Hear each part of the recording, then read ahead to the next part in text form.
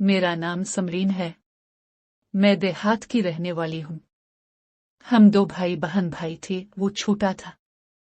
मैं कॉलेज में पढ़ती और मेरा भाई स्कूल में पढ़ता था। मैं बड़ी हो रही थी। मेरे जिस्म में उम्र के लिहाज से तब्दीलियां रूनुमा हो रही थीं। खैर, कॉलेज के पहले 1 हफ्ते तो मुझे ये सब कुछ बहुत अजीब सा लगा।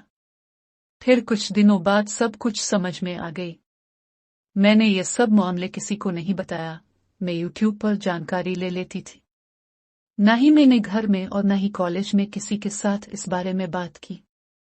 मेरी दोस्ती शरारती लड़कियों के साथ हो चुकी थी, लेकिन मैंने इनको भी इस बारे में कुछ भी नहीं बताया।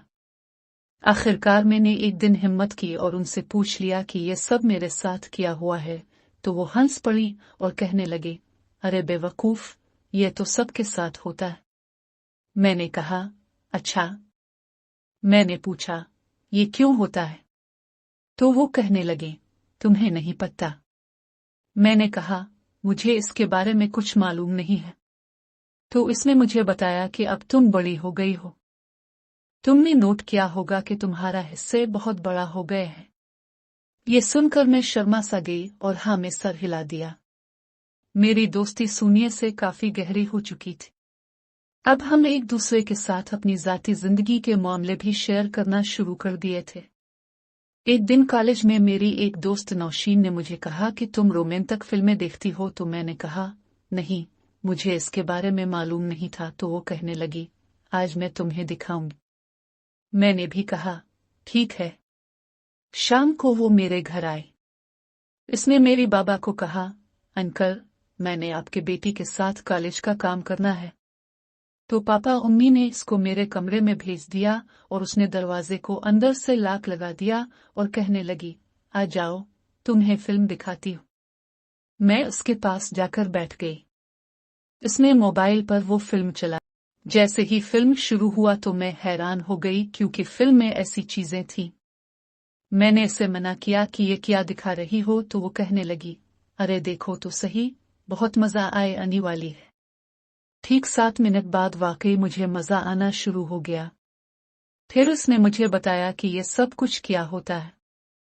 अब मुझे ये फिल्में देखने की आदत सी होने लगी थी और मेरे अंदर ख्वाहिशात पैदा होना शुरू हो गई। इसका बॉयफ्रेंड था तो वो एक दूसरे के साथ टाइम पास कर लिया करते थे, लेकिन मेरा तो कोई बॉयफ्रेंड ही नहीं था जो मेरे साथ वक्त गुजारे। आहिस्ता आहिस्ता मैंने खुद को पुरसुकून करना शुरू कर दिया। दिल में ये ख्वाहिश थी कि कब मेरा ख्वाब हकीकत का रूप लेगी। आखिरकार कॉलेज का पहला साल ऐसे ही गुजर गया। हमें सर्दियों की छुट्टियां हो गई थी। मैं घर पर फारिग थी तो मैंने सोचा कि नानी के घर कुछ दिन गुजार आऊंगी। मैंने वालिदा जान से इजाजत ली और अपने नानी के घर के लिए रवाना हो गई। मेरे मामू एक वकील थे। इनके 2 बेटे थे, दोनों ही मुझसे उम्र के मुताबिक बड़े थे। मामू के घर पहुंची तो मेरी बहुत मेहमान नवाजी की गई। मुमानी जान मेरे साथ रात गए बातें करती रही। अगले दिन मैं मुमानी के साथ बाजार शॉपिंग करने गई। हमने सारा घर का सामान खरीदा और शाम हो गई। शाम को वापस आ गए अपने घर। मैं बहुत थक चुकी थी।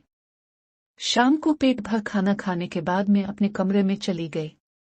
रात के 11 बजे मुझे फिल्म देखने की ख्वाहिश हुई तो मैंने चुपके से अपना फोन निकाला और वीडियो देखना शुरू कर दी। मेरे मामू का बेटा नदीम वो अभी जाग रहा था। इसने खिड़की से ही मुझे देख लिया तो इसने कहा, ये सब तुम क्या कर रही हो? मैं ये सुनकर हैरान हो गई और उसको कहा, प्लीज, ये तुमने देख लिया है पर किसी को मत बताना।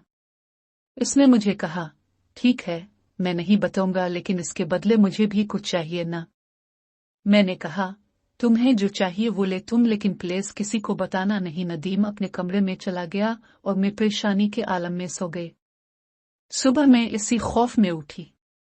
मुझे शक था कि वो सब घर वालों को बता देगा, लेकिन इसने ऐसा कुछ भी नहीं किया और मेरी इज्जत रख ली। इसके अगले दिन मामू और मुमानी जान किसी दोस्त की यहाँ शादी पर जाना था। वो शाम को 6 बजे से घर से चले गए और कहा कि हमें वापस आने में सुबह हो सकती है। मामू का छोटा बेटा तालिब शादी पर साथ ही गया, बस नदीम ही घर पर थे।